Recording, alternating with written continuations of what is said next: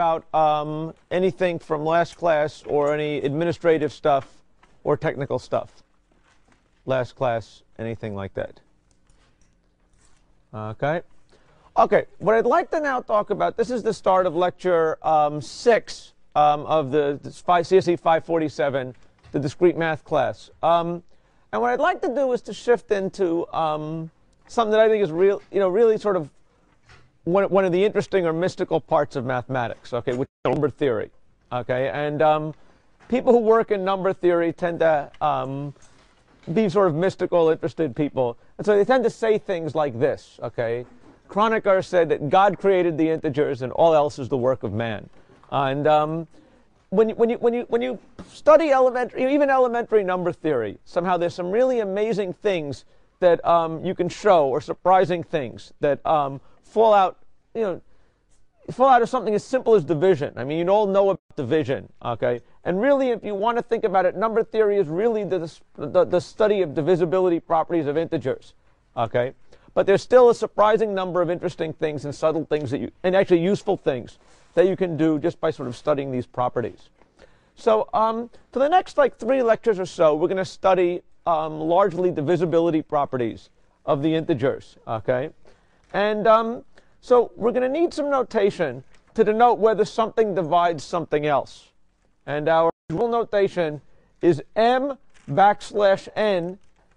means that m divides n, okay? Or, which is the same as saying that n is equal to k times m for some integer k. Again, for it to be interesting to say m divides n, we're talking about integer divisibility. Okay, if you allow yourself floating point numbers or real numbers, obviously anything divides anything else. If you can have if that doesn't have to be an integer, but integer is what makes it interesting.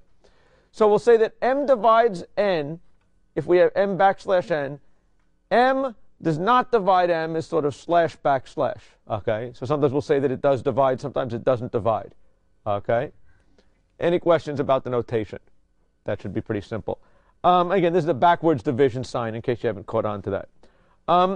Now, when we talk about divisibilities, one of the things that we're basically saying, if we say that m divides n, that's really the same as saying that n is a multiple of m. Correct? If m divides n, that means that n is a multiple of m.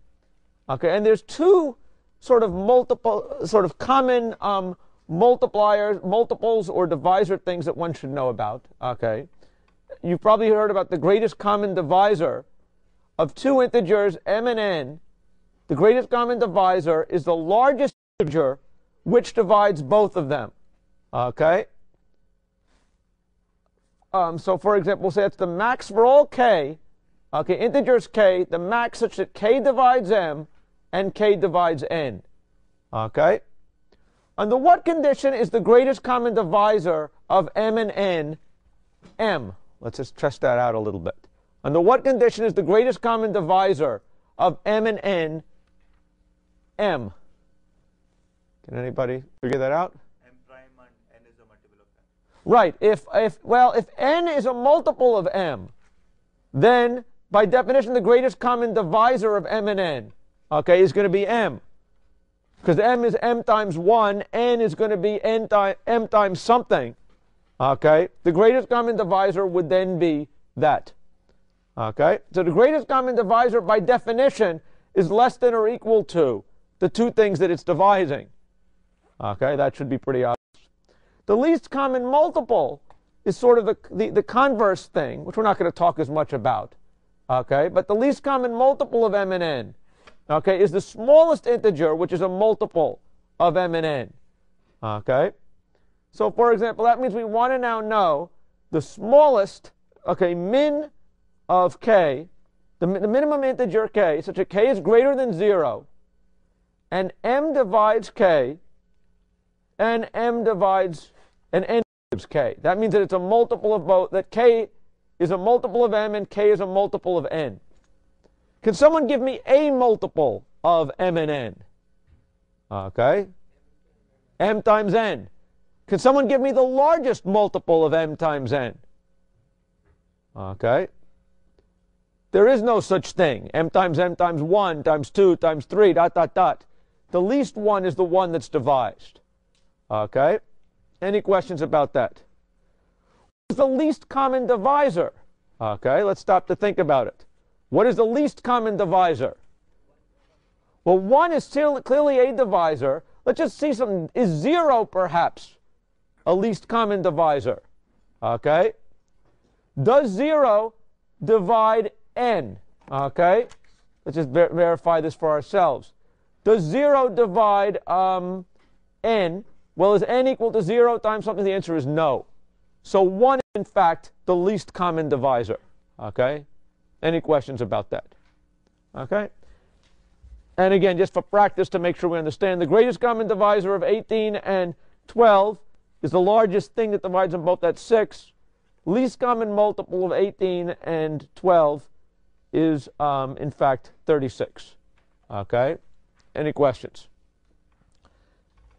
Now, the oldest, how do we compute the greatest common divisor? Okay? And my claim is the oldest interesting algorithm, okay, in the world is actually an algorithm to compute greatest common divisor. Now, if you say, what is the oldest algorithm in the world? People have known how to multiply for a long time. Certainly before they even had numbers, people knew how to multiply, or else we wouldn't be here. Okay? But not much longer after that, okay, people discovered the following algorithm for computing the greatest common divisor, okay, which I think it's the oldest interesting algorithm because it's an algorithm that the correctness and the timing analysis are not quite so trivial, okay? In fact, I always look at this thing and I'm always amazed that it actually works. So let's take a look at this thing. The algorithm that Euclid came up with to compute the greatest common divisor of two numbers was in fact a recursive algorithm. Okay? What is the greatest common divisor of 0 and n? Okay? My claim is that the greatest let's see, how do we define what the greatest common divisor is? Okay? The greatest common divisor is the largest integer which divides them both. So does n divide 0? Well, n does divide 0 because if 0, okay, let's just think about why is it that n divides 0. Well, n divides 0, what that means is that, okay, just to take a look at this thing, that would be say that 0 is equal to n times something. By definition, 0 times anything is going to get 0. So in fact, we'll agree, I think. Okay, let's make sure we agree. The greatest common divisor of 0 and n is n. How many people believe that? Agree with that? Okay, everybody, how many people don't? Okay, by definition, that's true.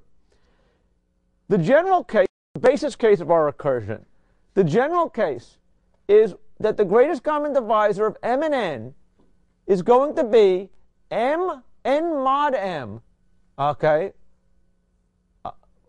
The greatest common divisor of n mod m and m, okay? Basically, we'll take the smaller of the two numbers, leave them intact, okay? And take the remainder of the other one divided by that, okay? And my claim is that, so we'll take the remainder of the remainder and the smaller integer, okay? And the greatest common divisor of this is that, okay? And we'll keep applying this rule recursively, okay? Why do we know? Is this process always going to terminate? Let's stop and think about it. Why is it always going to terminate? Okay? Because we know that we're making at least one of these numbers smaller each time, correct? We're taking the bigger number and finding the remainder of it divided by the smaller number. So the bigger one got cut down a peg, okay? Is it ever possible for these things to end up where the two numbers are the same size? Let's stop and think about it. Can the two numbers ever end up the same size? No. Why not? Because the remainder is always strictly going to be less than that. Okay? And so we're basically going to alternate chopping down each one of the numbers until we end up getting it smaller. Okay? Any questions about that?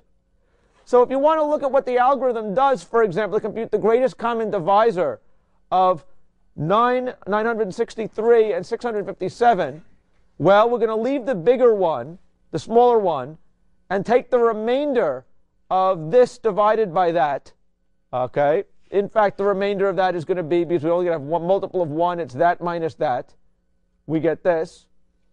Now again, we're going to take the smallest one, leave it, find what's the remainder of this divided by that. That leaves us 45. The remainder of this divided by that, and so on. Eventually we're going to get down to a case where we're going to have 0 on one side. We'll eventually get down to the case where the smaller one, the bigger one is a multiple of the smaller one. Then we get down to the case of 9, 0, and we leave 9. Okay? Any question about what the algorithm does? Okay? It should be, I think, pretty clear what it does. How many people look at this? Yes, that obviously computes the greatest common divisor. Okay? We have 1, 2, a few people who say that. To me, it's not so clear. Why? Let's look at a proof. Suppose, let's say, that we have a integer d that divides n and also divides m. So d is a divisor of the two things. Okay? Under this particular case, what do we actually know? We're going to be now replacing, let's say that m is the smaller of the two. Okay? We're now going to take as our two numbers m and n mod m. That's the next thing. What is n mod m? Well, n mod m is the remainder of dividing n by m. That we defined last time as n minus the floor of n over m times m. This we defined as being the remainder. Okay? Let's now think what this means. What do we know about the remainder? My claim is we know that d divides n. Okay? We know that d divides m. We could now factor this term out here as being d times, parentheses, n over d minus m over d, thing in the floor. Okay? Because m and d divides both n and m, we can factor it out. And now we've got the property that d divides this thing. So what does that mean? If you have any integer that divides the two numbers initially, that will also divide the remainder of the big one and the small, the remainder of the big one mod the small one. Okay, and therefore we never get rid of a divisor we never get rid of. Okay, and so if we keep boiling it away where there's no further signs of progress, we have to have left the largest divisor. Okay, and that is in fact the greatest common divisor. Okay, any questions about that proof? Okay, like why is it? And any question? A question like why is this necessarily divisible by d is a good question. If someone wants to ask it. Okay, any questions? What exactly are you proving? What I'm going to prove is the correctness of the greatest common divisor algorithm, in the sense that I'm going to prove that what am I doing in this process? I'm saying that if you want to know the greatest common divisor of this, I'm going to tell you, well, that's the same thing as the greatest common divisor of this easier problem. Okay, that's really what Euclid's problem is saying. Okay? And what I'm now proving to you is, in fact, that the act of simplifying this thing, you didn't lose any divisor. Okay? If d did divide both of these things, and clearly the greatest common divisor did divide that. Okay? If you have something that divides both of them, then my claim is it has to divide the remainder. Why is it? The remainder is written of the form n minus m times this. Okay? N can be written as d times n over d.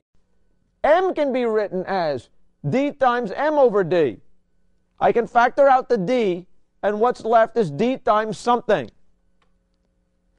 This, therefore, is divisible by d, and I therefore did not lose any divisor. Okay, that's the correctness argument. There's no divisor that I lost, so by definition I couldn't have lost the biggest one. Okay? Any questions? Okay? Sort of an important correctness argument question. Well, why is D the biggest one? First of all, I'm saying D is any one, correct? Okay? So at the very least, if you believe that this is true for any divisor, okay, my argument is that I haven't, that by doing this reduction, I certainly haven't lost any divisor. Okay, you'll agree with that much, right? So that the greatest common divisor of this, it has to be the same as the greatest common divisor of that. Okay? Now, what I'm claiming is at the end, of the string, I'm going to end up getting something like 0m. And this, I think you'll agree, the greatest common divisor of 0 and m, n, is in fact n. Okay? So if the greatest common divisor of this is the same as the greatest common divisor of that, we get a long chain of equalities. At the end, we have a problem simple enough that you agree with me the answer is what it is. So that's why this algorithm has to return the greatest common divisor. Okay? Any questions? Okay? Now here's maybe a more interesting question, or not a more interesting question, sort of a little side question. How fast is this algorithm? Okay, many of you have taken a course on analyzing algorithms. Can anybody make a guess as to how fast this algorithm is? Okay? The size of the problem is, we'll assume that we've got n and m are the size of the problem. Okay? Maybe we'll say the larger of the two. Can somebody give at least a rough idea as to how fast this is going to be in terms of n, the size of the larger number? Okay? Somebody make some guesses or some reasons. Think about it. Okay? What is the longest it could possibly take? Okay? If, let's say, n is the largest number. Can somebody give me an upper bound as to how many steps it would take? N. Why might it take no more than n steps? Okay? Because, in fact, each time we're making it smaller, right? So if you have n and you're making it smaller by an integer each time, like it or not, after n steps, it's vanished. Okay? So I'll believe it's order n steps. Okay? Can anybody give an idea, at least heuristically, of how fast this should take, sort of, in practice, if you want to think about it? What would we normally think is going to happen? Okay, the question says log n. I like the idea of log n. Okay? Why is at least heuristically log n? Okay? If you want to think about it, the remainder, this is the way that I would think about it, the remainder of it is going to be a number. If we take the bigger number, mod the smaller number, we've got a remainder that between that number. It's going to be a number between 0 and m. If I had to take a guess, what is the expected value of this? This is a very rough analysis. Okay? The expected value of that, if it's a random number between 0 and m, the expected then says it's going to be about half of m, correct? So that's an argument that the other number is going to typically be half the size of the previous number. Okay? This is a heuristic argument. And that would argue that each time you're chopping it down by a half. Okay? In fact, analyzing this algorithm is not a trivial matter. Okay, exactly. But at least intuitively, I think we do see a log n thing coming up, okay, heuristically there. Okay? Any questions about that? Question? Log n or log m? Well, let's say that at the beginning n and m are fairly close. Okay, so n was the bigger one. What I'm claiming is each time what's happening is the biggest number is being left with something that's probably about half the size of the next biggest number. So I argue that it's something like there's some logarithmic type action going on. Okay, at least if you want to think of what's really happening. Okay? But again, to analyze this in the worst case is actually not a trivial matter. Okay? Any questions? Okay, so let's look a little bit more about at this algorithm. Okay, now I claim I've just given you a proof that it's the greatest common divisor because of the fact that that we've proven a chain of equalities, and finally we get down to something that's simple enough that you agree. Let me give you another proof, okay, that sort of this algorithm will sort of give us a greatest common divisor. Okay? Suppose, let's say, that in fact, I can find, I want to find that n and m. I have the greatest common divisor of n and m. Suppose I have integers n prime and m prime such that n prime times n and n prime times m, okay, is equal to the greatest common divisor. Okay? Let's then I claim that in fact that this is the greatest common divisor. Why? Let's take a look at this thing. Suppose I have an integer d that divides n, m, and an integer d that divides m. Then I claim that d has to divide m times any integer plus n times any integer. Why is that? Because I can simply factor this thing out. We know that m is going to be equal to something over d, okay, d times something. We know that n is going to be d times something. So by definition, if d divides m and d divides n, then d has to divide any linear combination of them. Okay? How many people agree with that? Okay? How many people are confused by that? Okay? Good. Now, a question. Okay? Saying that m dash times m plus n dash times n, that is going to be greater than m and n both. That is equal to the GCD of m and n. No, okay. What am I claiming? Suppose I have these integers here. Okay? I'm claiming that if I have these two, this divides that and that divides that, then this by definition has to divide that. My claim is if I do have those integers, in fact, d is the greatest common divisor. Okay? Why is that? Well, let's think about it. Okay? Why is it that, let's just think about this. Okay? Suddenly I lost my train of thought. Okay? We know that if this is true, we know clearly d divides that. My claim is for any divisor. Okay, let's think about this thing. Okay, my claim is I can compute integers m and n prime such that it satisfies this. Okay, by using our Euclidean algorithm. Okay, so we know that if we have an integers d and m. Okay, that okay. Let's go through with the algorithm and go through the construction. Okay? We know in our basis case that the greatest common divisor of 0 and n, we said was n. Okay? I claim that I can construct special integers, okay, such that m prime and n prime, okay, m prime being 0, n prime being 1, such that this equality holds. Correct? So this proves that in the basis case, I can construct integers with that property. Okay? In general, suppose I know that the greatest common divisor, I know that the greatest common divisor of m and n is the greatest common divisor of the remainder of m. Okay? Where the remainder is given by this. Okay? Now, what do I actually know? If I was working about this as an inductive argument, suppose I know the greatest common divisor of the remainder and m. Certainly at the lowest level of the tree I know it.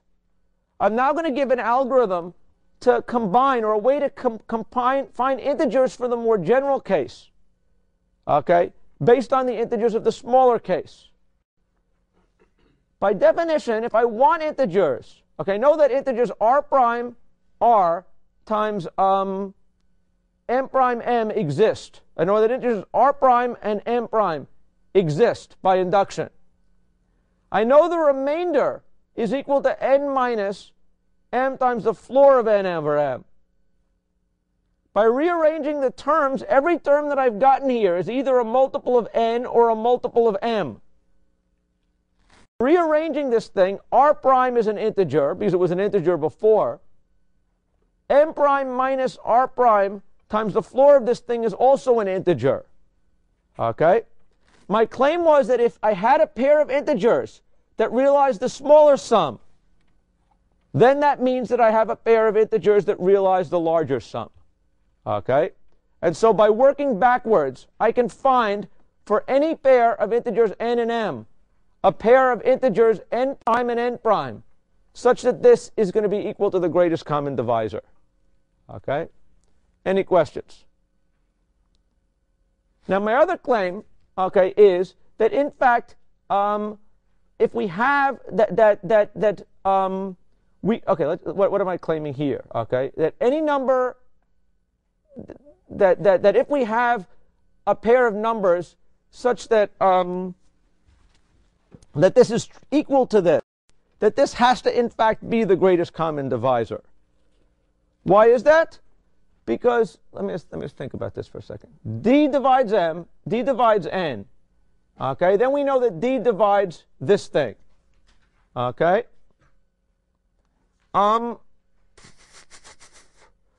Suddenly slipped my own. Why does D have to be the greatest common divisor? I think that's someone was looking here. Does anybody see what I'm saying? No. Let me one more second. Hold on a second. Okay. It should be clear from what I've just proven. Okay, let me go so far as to say this thing. It's certainly clear that if, in fact, we have that for any for the greatest common divisor, we can find these two integers. Okay, that much I will claim. The Euclidean algorithm, okay, we proved was correct by the argument I had before. My claim is, let's just leave it at this now, is that we can always find pairs of integers m prime and n prime, okay, with the property that this relation holds with the greatest common divisor. Question, Mark? Why would it be necessary to find? I mean, what is the purpose? We'll actually find these numbers useful in some other things later on. Okay, so that I'll claim. Yes. So it seems like both m prime and n prime would have to be less than or equal to 1, because, for example, It certainly they can be negative. Okay, there's nothing wrong with it being negative. So, for example, here we've got an example. Okay, for the previous example, if you want to look at it, by percolating it back here, I've got that actually my ultimate conclusion was that 763 times minus 15 plus 654 times 22. So the two numbers I came up with were minus 15 and 22. Okay? There's no law that says that they can't be negative. Okay? Question mark. The greatest common divisor of m prime and n prime should be 1. Otherwise, when they add up together, it should be multiple of GCD, multiple of greatest common divisor of m and n. Okay, say that again. You're saying? I mean, the greatest common divisor of m prime and n prime should be 1. Okay.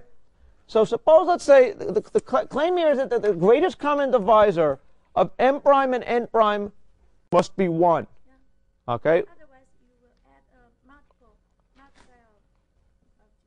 Otherwise, we'll be adding a multiple to the GCD. Okay. Right now, let's just say my only claim is that in fact that that for the greatest common divisor we have a pair of integers with this property. Okay. That's the only property I think I'm going to need for the rest of the class, and that I claim I have shown. Any questions? Okay. Fair enough. Okay, so the interesting algorithm to compute the greatest common divisor, and in the bargain, we get up with integers that have this property. Okay? Any questions? Okay. Let's talk a little bit about prime numbers. Okay? What is a prime number? Okay? A prime number is a number that has exactly two divisors to it. Okay, so the prime numbers that you know, 2, 3, 5, 7, 11. After 31, the next one you get, I guess, is 37. Then you've got 41, ... Okay? Now, why is 1 not a prime number? Okay, it's one of the questions I'm always asked. Okay, and the reason is because people say so. Okay, it's the basic reason. Okay, by definition, we define a prime as being something that has two divisors. 1 does not have two distinct divisors. It has 1 and 1. Okay, that means there's only one distinct divisor. Okay, and basically by definition, people define 1s as not being prime. Okay, we say that any integer which is not prime is composite. Okay, so every integer is there's three kinds of integers. There's 1, there's composites, and there's primes. Okay, and the claim is that every prime product that is an integer that is composite can be written as the product of prime numbers. Okay? That's basically, if you want to think of what the prime numbers roll to. Prime numbers roll as numbers that you can multiply together to get integers. Okay? What's called the fundamental theorem of arithmetic, okay, states that in fact the decomposition of that any integer can be expressed as the product of primes in only one way. Okay? And this is something that maybe when you were brought up and you've been to high school, you've seen about prime numbers. Okay? It's something that somehow everybody, I think, knows and accepts. But let's actually now prove, okay, that in fact every integer can be expressed only one way, as the product of primes. Okay? And the technique we're going to use is a proof by contradiction. What is a proof by contradiction? We're going to assume something is true, and then prove that because of our assumption, we're going to prove something that obviously can't be true. Okay? If we only made one assumption, okay, that led to the proof of something that's clearly false, then our assumption had to be flawed. Okay? And this is a common proof technique in number theory. Okay? It's to sort of prove things by contradiction. So what would be the contradiction? The fundamental theorem of arithmetic states that every integer can be expressed as the product of primes in only one way. What is the contradiction? That there exists some prime, some number that can be written as the product of primes in more than one way. Okay? So if it's false, then there has to be some integer n, okay, with the property that it can be written as two distinct primes, okay, and further there has to be a smallest such integer, okay. There might be lots of integers for which this is true, but there has to be at least a smallest one, okay. Let's say n is that smallest one. Well, let's write it out as primes, p1, 2, pm, q1, to qk, okay? Is it possible, okay, that p1 is equal to q1 in the smallest such example? Okay? No. Why not? Because if in fact this was equal to that, let's say 2 was in both of them. Okay? We could cancel both sides by 2. This would be half as big as it was, half as big as it was. It would still be equal, right? So it's certainly in the smallest such counterexample, okay, we can say without loss of generality that the smallest integer on the prime factor of the left one is less than the smallest prime factor of the right one. Okay? Furthermore, we can say that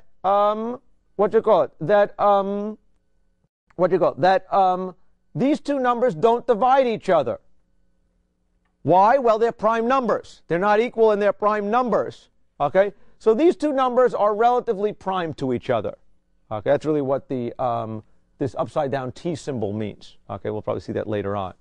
Okay? So we know that P1 does not divide Q1. What is the greatest common divisor then of P1 and Q? 1. So if there is the greatest common divisor, then based on what I just showed you, if the greatest common divisor is 1, I can find an integer a and b, okay, such that P1a plus Q1b is equal to 1. Why? That's exactly what I did before. I showed you that if you have a greatest common divisor, I could find integers to satisfy that equation. Okay? So now, let's take both sides of the equation, okay, and multiply them by Q2 through Qk, namely the rest of these primes now. Okay? What do we get on each side? Okay? On this side, what do we get? We get, this was, okay, P1, AP1 times Q1, 2 through Qn. This was Q1b times Q2 through Qn. But what is Q1 through Qn? Qk. Okay? All the Q's that we get here, okay, this Q1 coupled by what we multiplied it by, we get on this side that this is going to be b times n. Correct? Because we had here, this was going to be, this part is q1b times that. This is going to be b times n. The other side, okay, is going to be, okay, a times p1 times all these q's that we multiplied it by. And on the other side, we've got all the q's that we multiplied it times 1. Well, what's interesting, okay, this side of the equation, I claim is divisible by p1. Why? Well, this is p1 times something here. This is n times b. Well, n is divisible by p1. So I could factor out p1 from this side of the equation, correct? What about this other side? Is this divisible by p1? Well, no, okay? Because we showed that p1 could not have been in this equation. If it was, this was not the smallest possible counterexample, okay? Therefore, you lied when you told me that this was in fact a counterexample, okay? There could not be a smallest counterexample. If there can't be a smallest counterexample, there can't be any such counterexample. And so, in fact, for any pair of integers, okay, there is any integer, there is only one such way to factor it, okay, into primes. Any questions about this proof? Okay. It has the hallmarks of most of the proofs by contradiction that we do, in the sense that we usually say not only do we find a counterexample, but we find the smallest such counterexample. Okay? And then we sort of mash on it until we find something that can't possibly be true. Okay? Any questions about that?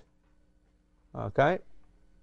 So good. So that shows us that, in fact, there's only one way to decompose things into prime numbers. The fact that there's only one way to decompose things into prime numbers turns out to be a useful thing for lots of reasons. One thing it does is it gives us a way to describe integers in a different way than we might have already usually done. Okay? I claim that since any integer can be written uniquely as a factor of factoring primes, we could come up with the following representation. For any integer n, we could represent it simply by the exponents of its prime factorization for every such integer, for every such prime factor. So, for example, what are the prime numbers? Okay, what are the factors of 12? Well, 12 is 2 to the 2 times 3 to the 3, correct? Okay, it's 0 to the 5 to the 0 times 5 to the 0 times 7 to the 0, dot, dot, dot. My claim is we can represent any integer, okay, as by this string of exponents. Okay? Likewise, how do we represent 18? Well, 18 is 2 to the 1 times 3 to the 2 times 0, anything else to the 0. Okay? Any questions? So what's interesting, this gives us another alternate representation for numbers. We could represent numbers by these strings of digits. Okay? What's interesting about that? Okay? This number representation, I claim, makes it very, very easy to multiply numbers together. How do you multiply numbers together? I claim if you add the exponents. What is the result of adding these exponents? Okay? This is going to give us 2 to the 3 times 3 to the 3 times everything. Okay? So using this sort of exponent representation, it becomes very, very simple to multiply numbers. Okay? The interesting thing to see is that there's never any shifting involved, or carrying or borrowing in this case. Okay? Because each prime is independent of each other prime. Okay? How can we compute the greatest common divisor, okay, of two numbers represented in this kind of this format? What is the greatest common divisor? Okay? My claim is this thing tells us that 2 can be divided by 2 to the 2 and 2 to the 1. if we want to find something that's going to divide both of them, what's the maximum number of 2's we could use? 1, okay? And so my claim actually is another way to compute the greatest common divisor is once you have broken the numbers into these, factored them into these exponents, if you took the pairwise min of this representation, okay, computing the greatest common divisor is trivial. What is the least common multiple? Okay, how would we compute the least common multiple of these things? We know that it's got to be a multiple of both this and this. Okay, if it's going to this is going to be a multiple of 4 because it's a multiple of 2 to the 2. This is a multiple of 2. The least common multiple of them has to be a multiple of 4. Okay, so my claim is that if we take the pairwise max of each one of these, we get the least common multiple. Any questions about that? Or is that kind of obvious? Okay. So this seems like a useful thing. We can multiply easily. We can find greatest common divisors easily. What's hard to do with this representation? Let's stop and think about it. Okay. What do you have to do in order to add two numbers? Okay. It's not at all obvious how you would add two numbers in this kind of representation. Okay. So I claim that that wouldn't do you any good. What's involved in actually writing a number in this representation? What do you have to do in order to write a number in this representation? You have to factor it. Okay, and algorithmically factoring is not an easy problem. Okay, but again, you'll find that several times that occasionally special kinds of number representations turn out to be useful in computation. Okay, and this is just one first example we'll see this semester of an alternate representation. Any other questions? Okay, good.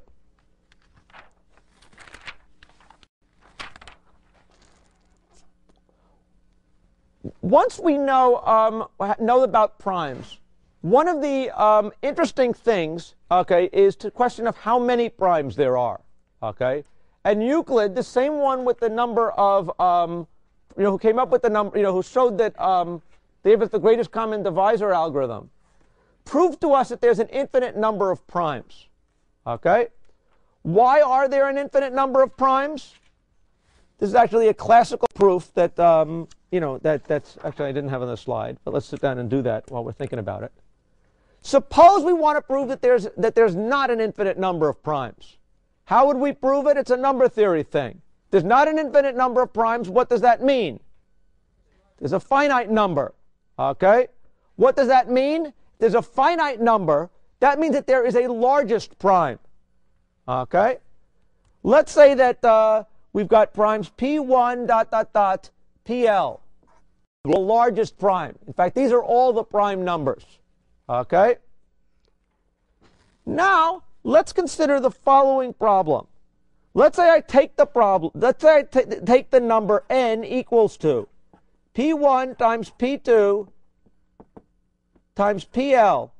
Okay? What is this number n? Okay? This number is divisible by the first prime. It's divisible by the second prime. If, in fact, there's a finite number of primes, this number n has an amazing property to it. It's divisible by every single prime. Correct? Well, what if I take this number and add 1 to it? Okay? It was divisible by 2 before. If I now added 1 to this number, what's the remainder when I divide it by 2? 1.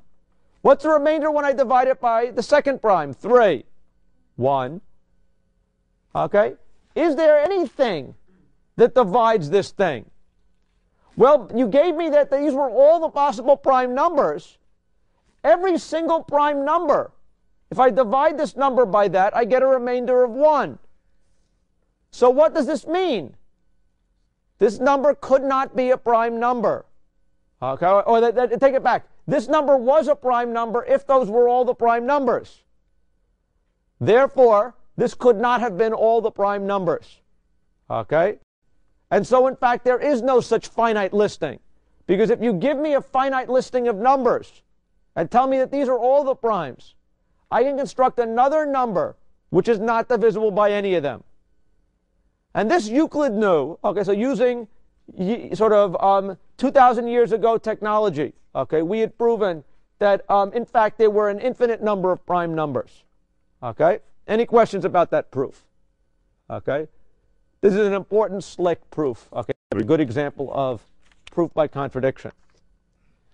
Well, Euclid's proof tells us there's an infinite number of them, but that isn't enough to tell us how many there are. Okay? Are there a lot of primes? Are they rare? If you pick a random number, what's the chance that it's prime? Okay? And in fact, we know a couple of things. We actually know a lot about the distribution of prime numbers. Okay? Basically, we know that the nth largest prime is approximately going to be n times the natural log of n. Okay? That means, if you want to think about it, the number of primes you have less than a given number is approximately equal to x over log x. Okay? So if you want to figure out roughly how many primes there are, less than 1 million. Okay? It's something like 1 million divided by the natural log of 1 million. Okay? It's not an exact bound, but as you get larger and higher, and larger, it gets to be a closer and closer approximation. So what does this mean? If you think about what this means, that if you that first of all, there's a lot of primes out there. Okay, they're not that rare a beast. Okay, if you start at a particular number, okay, let's say we start at a number x. How many numbers do we have to count up till we expect to see another prime? Okay, or a first prime. If we expect that that roughly every log n, this basically says that the number of primes is roughly x over log x. That tells me that roughly every log nth number is prime. Okay? So if you want to find the next prime after 1 million, you have to look at something like the log of 1 million numbers to do so. Okay? So if you're hunting for primes, they're fairly rare and common. Okay? And this turns out to have a lot of impact, turns out to be useful to know from time to time. Why? Well, many of you are familiar with, have probably heard of sort of public key cryptography, okay? And you've heard of the Rsa algorithm, which is a way of encrypting information that's based on prime numbers. So what is involved in finding a key for a public key cryptography system is you have to find a large random number that's prime. Okay? Now, testing whether a number is prime is actually, or factoring a number is not an easy thing. Okay? Testing whether a number is prime, we will see actually, is pretty easy. But to find a key in a random, to find a random key, what you need to do is to find the potential key to use for your system. You can try to pick a random number arbitrarily and then count at most a log n numbers beyond that.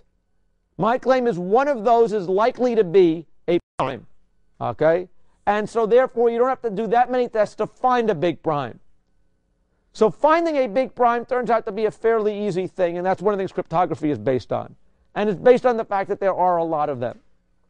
Any questions about what I just said? That may have been mumbling. Okay? Another reason why the fact that there's a lot of primes shows up is in what's probably the most famous open problem in number theory today. I mean, it's now, a few years ago, Fermat's last theorem was proven. Okay, and so people can't say that that's a famous open problem anymore. But there's a famous problem called Goldbach's conjecture. Okay? Goldbach's conjecture says that every even number is the sum of two prime numbers.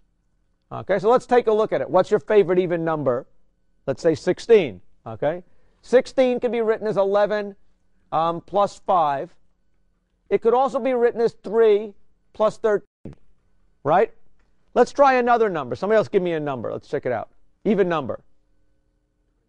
26. Okay? What primes can 26 be written as? If you want to write it as a sum of two primes? 13 and 13. Is there any other way to do it? What? 3 and 23. Is there any other way of doing it? Let's think about that. What? 11 and 17. Okay? Except that's wrong. Okay? That's a good point. Okay? Any other way of doing it? Okay. 7 and 19. Okay, that's a good one. I believe that one better. So we've now got 3 ways of doing this one. Okay. In fact, it seems as you find as large numbers get larger and larger. Okay. In fact, there's a lot of different ways. Not only is there one way to express a prime number, an even number as a sum of 2 primes, but it seems like there's plenty of them. Why is that? Question. What about the even number 2? 2. Okay, 2 is the special case. So 2 we are going to ignore. Okay. Beyond 2, 4 we will deal with. 4 is 2 plus 2. And we'll start from 4. Okay. Good question. Okay. But why is Goldbach's conjecture true? Okay, again, it's a famous unknown problem, open problem. If you could prove Goldbach's conjecture is true, okay, you become famous. Okay. So I can't prove that Goldbach's conjecture is true, but I can tell you why it's true. Okay. The reason is because there's an awful lot of prime numbers out there. Okay. You've got x over log x prime numbers out there less than x. To have a number n be expressible by 2 numbers, prime numbers, that means that there sort of has to be 2 numbers from this big a set that are up to be equal to each other. If you just do a counting argument, you'll quickly see that for large numbers of n, you would expect there's an excellent chance. Okay? The expected number of times that each even number can be written as primes can be computed, and you'll see that that expected number, okay, just on a random basis, okay, is going to be greater than 1. Okay? So that's why it's probably true. Okay? But it also points up why it's sort of a hard thing to prove. Okay? Because the prime numbers are distributed in this regular but semi-random way. Okay? And the claim is that if Goldbach's conjecture was not true, they happen to be distributed in such a way that all these likely things just happen to miss. Okay? And that's undoubtedly not likely, that's undoubtedly not the case. But it's a hard thing to talk about. Any questions? So it sort of shows why, even though, again, prime numbers shouldn't come up in addition, prime numbers should come into multiplication. Goldbach's conjecture said they also come up in addition. In fact, the only reason they come up is because there's so many of them. Okay? Any questions about that? Okay, good. Now, if we want to consider things that are as far away from prime numbers as possible, I think the factorials are a good candidate for that. What are factorials? Factorial numbers can be written as n factorial. Again, it's 2, 6, 24, 120, 720, 5040, ... Okay? These numbers have the property that not only they're not prime, they tend to have lots of different divisors. Why is that? Well, we know that a factor, that by the definition of the factorial, n factorial is n times n minus 1 factorial. N factorial is the product of all the numbers less than n, all the integers less than n. Obviously, n factorial is not prime because we're defining it by multiplying things together. Okay? We're multiplying all the distinct smallest numbers that are possible. Okay? So it's clearly not a prime. It clearly has lots of different divisors. Okay? What's interesting to know about factorials? First of all, how big is n factorial? Okay? My claim is you need to convince yourself that n factorial is less than n to the n. Why? Well, if we were to write out the numbers 1, 2, 3, ... up to n, okay, and we multiply, have n, 1 times 2 times 3, ... to the n, times n, is clearly, that's n factorial. Clearly that is less than, if we replace each integer by n, the largest factor of them. Really, n factorial has to be less than n to the n. Okay? Any questions about that? Okay? The other thing, though, is that we can also say that n factorial is bigger than something pretty close to n to the n. Okay? Namely, it's bigger than n over k to the n minus n over k. Why is that? Let's think what I'm saying here. Suppose I now take the numbers 1, 2, 3, n over 2, n, okay? If I just take the product of, this we say the product of all that is equal to n to the, let's say we take it up to n to the half, okay? My claim is the product of n factorial has to be bigger than n over 2 times n over 2 times n over 2 times n over 2, n over 2 of them. Why? Because if I ignore all the small terms and I take all of these terms, I replace them by a smaller number, the product of n over 2 n over 2's, okay, is going to have to be less than n factorial. Okay, how many people see that? Okay, so that basically says that n factorial is greater than, okay, or equal to n over 2 to the n over 2. Okay, and by generalizing that argument for any k, we get a bound like that. Okay, so n factorial clearly grows something like n to the n. Okay, fairly tightly bounded by that. Any questions?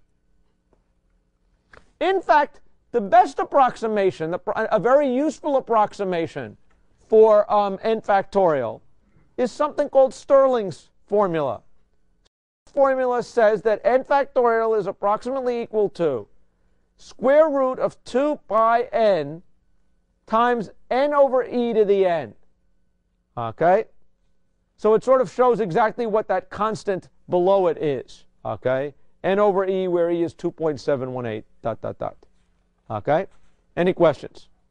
Okay, we're not going to prove that, but it's a useful thing to know, okay, for just approximating things and counting problems and things like that. Any questions? Okay. The place where you start to use n factorial, okay, is in counting problems, okay, where you start, again, the most elementary counting problems, okay, which you've all probably seen, have to do with counting arrangements of things and subsets of things, okay? The simplest counting problem in the world is how many different arrangements are there of n things, right? By definition, we talk about an arrangement, the first thing, there's n possibilities for.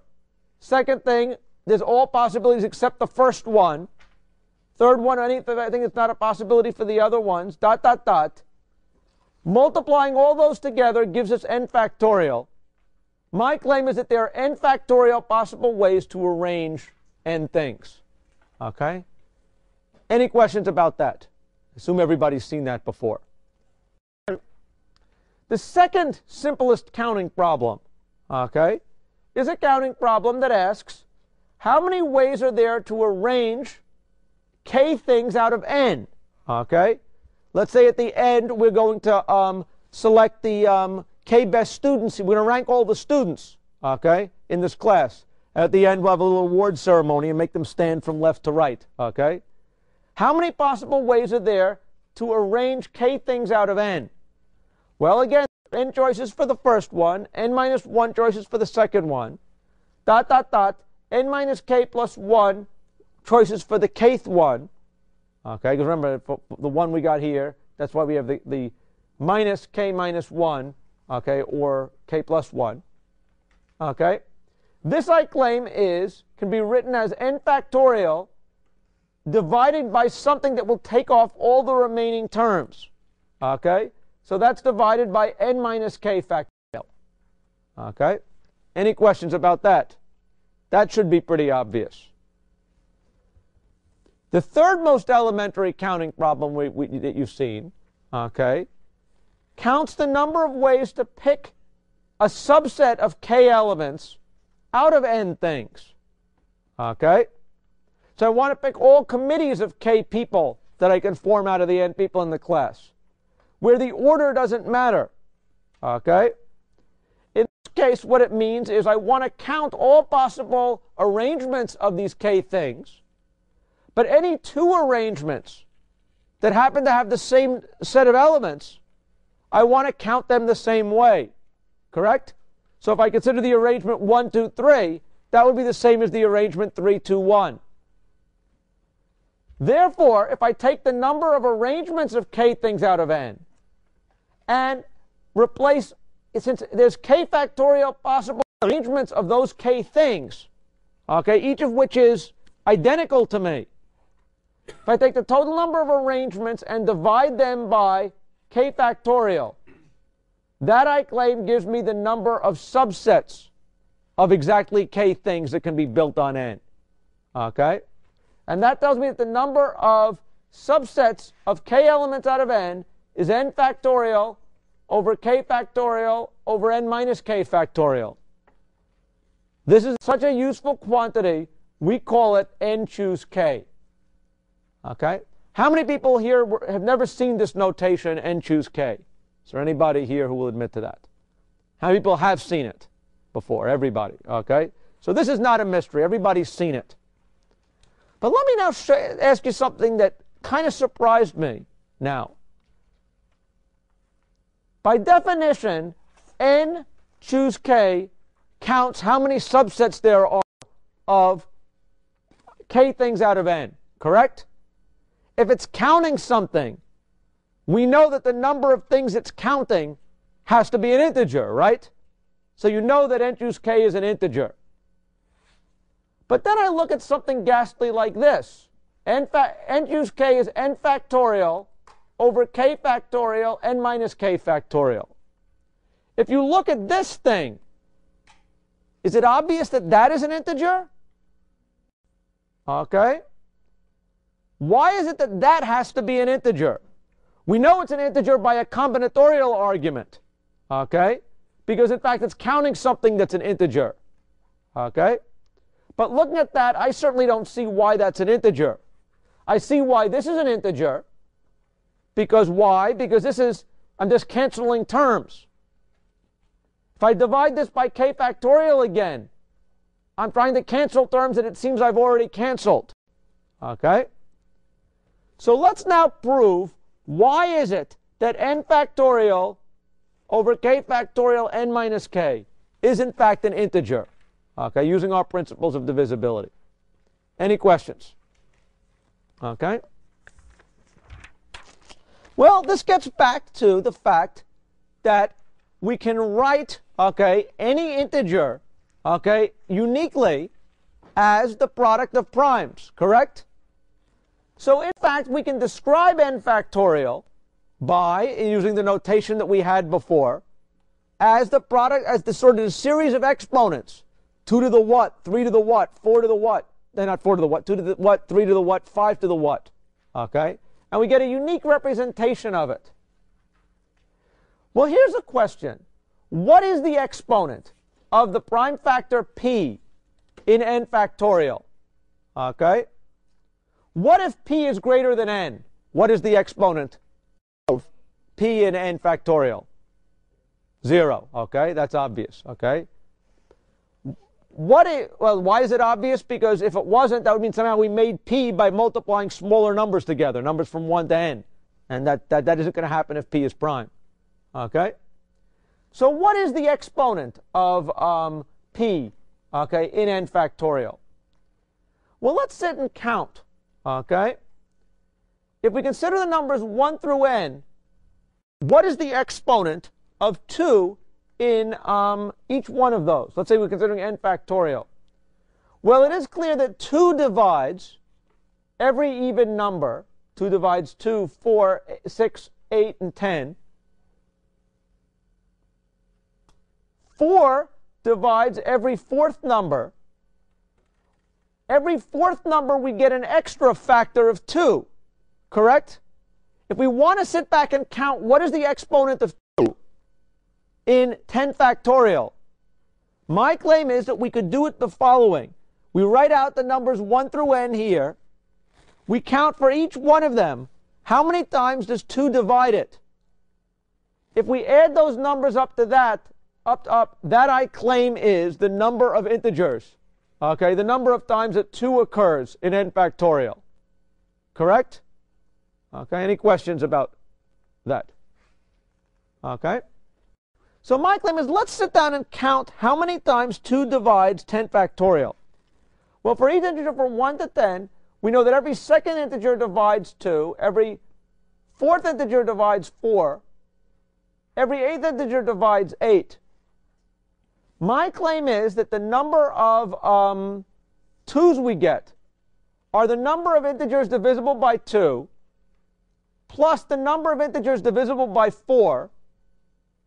Why? Because that we get an extra 2 for every divisible by 4, plus the number divisible by 8, dot, dot, dot. And my claim is that if I sum up that quantity, that is going to give me the number of times that, in this case, 10 factorial is divisible by 2. Okay? Any questions? Okay? So my claim is, how many integers are there that are divisible by 2 between 1 and n? My claim is the floor of n divided by 2. Right? Let's think about it. If n was equal to 3, how many integers are there less than that that are divisible by it? 3 divided by 2, take the floor of it. Okay? How many integers between 1 and n? 1 and 10 are divisible by 4? Well, my claim is it's going to be 10 divided by 4, floor of it. Okay? It's always going to be less unless n happens to be a multiple of 4. That's when we ratchet it to another one. My claim is, for any prime p, the number of times that that prime divides n factorial, okay, is going to be the sum over all powers, k equals 1 to infinity, of the sum of n over p to the k, okay, floor of that. Okay?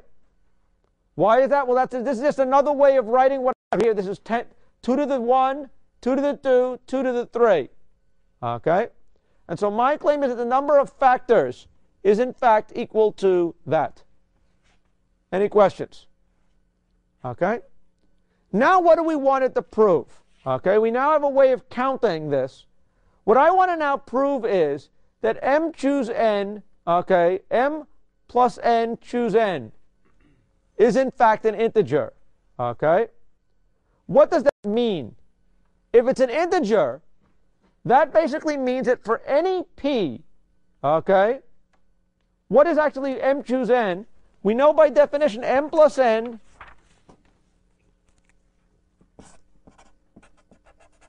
plus m choose n is what? M plus n factorial divided by n factorial divided by m factorial. Correct? So it's an integer. My claim, this is an integer if and only if, for every prime factor p, there are at least as many up here as there are down here. Okay? Does everybody agree with that? So my claim is that we will be an integer if, okay, for every single p, we get an equation like this. How many times is it that p divides the n plus m factorial? Okay. Okay. How many times is it that divides that? How many times it divides that? Okay. So if for every prime, the number of times it divides the top, the number of times it occurs in the top is greater than or equal to the number of times it occurs in the bottom, then we're okay. Well, why must this be so? Well, if we look at this thing, all of these terms sum on the powers. Okay? If in fact we could show that every single power, any k, m plus n factorial divided by p to the k, floor of that, was greater than m factorial over p to the k, floor, plus floor of n factorial over p to the k. If this was true for every k, since we're summing this up over all k's, the inequality would have to hold. Correct? So why is it true for every one of these k's? Well, it's a simple identity on floor functions. The floor of x plus y, I claim, is the floor of the floor of x plus the fractional part of x plus the floor of y plus the fractional part of y. These fractional parts are integers. We can pull them out. What's left is the floor of x, fractional part of x plus y. This is going to be some number between 0 and 1. Okay, it's a positive number. If there was equality, by dropping this thing, okay, I know that I've proven the identity that this has to be greater than or equal to that. Okay? Since this has to be greater than or equal to that for all terms, in fact, we've just proven, okay, that this is divisible by, that n plus m factorial is divisible by n factorial m factorial. Okay? Any questions about that? How people see what I've just understand the proof? Anybody confused one way or another? Okay? Now, that by itself may not be that interesting, but we can in fact use this formula to prove a bound on pi sub x. What was pi sub x? That's the number of primes less than or equal to x. I told you that the number of primes is infinite. I told you the number of primes less than x was what? Does anyone remember what that number is? N over log, natural log of n. But that wasn't proven. Let's prove some kind of a bound on that, though. Okay? I know that by definition, I've just proven to you, that for any prime p, okay, the number of times p occurs in n factorial is by definition the sum of the floors of n over p to the k over all k. Right? This I showed you before. By dropping the floor, I get something that is strictly, that is both greater than or equal to what we had here. So this is not mysterious. What is n over, the sum as k goes from 1 to infinity of n over p to the k? Well, you can factor out the n, and you've got a power series. Okay? In fact, by you could factor out 1p, and now to just start that p to the 1 instead of k equals 0. If we factor out n over p, we've got a power series that goes from p to the 0, 1 over p to the 0 to 1 over p dot dot dot. This has a closed form. Okay, I think we proved that earlier. This tells us that, okay, the number of times that p is a factor of n factorial is less than or equal to n over p plus 1. Okay? Any question about that chain of reasoning? Okay? Again, you just have to look up the identity for summing up a geometric series. So what does that actually mean? Well, my claim is we can now think of n factorial in a different way. We can break down n factorial such that for every prime, okay, we consider how much of the factorial comes from p and its exponent. Okay? We know by definition n factorial is going to be the product over all primes p of p to the exponent of p in n factorial. Okay? This is just a definition. Okay? But my claim is that we could break out n factorial, take all the products of 2, all the products of 3, all the products of 5, okay, and weigh the contribution of each one of those to n factorial. Okay? The contribution of a particular prime is going to be p to the number of times it occurs. We've shown the number of times it occurs is at least, okay, the number of times it occurs is at least n to the n over p minus 1. Therefore, the contribution of each we know that actually the maximum contribution, excuse me, of any prime is at most p to the n over p minus 1. Okay? Any questions about that? Well, what does that mean? Okay?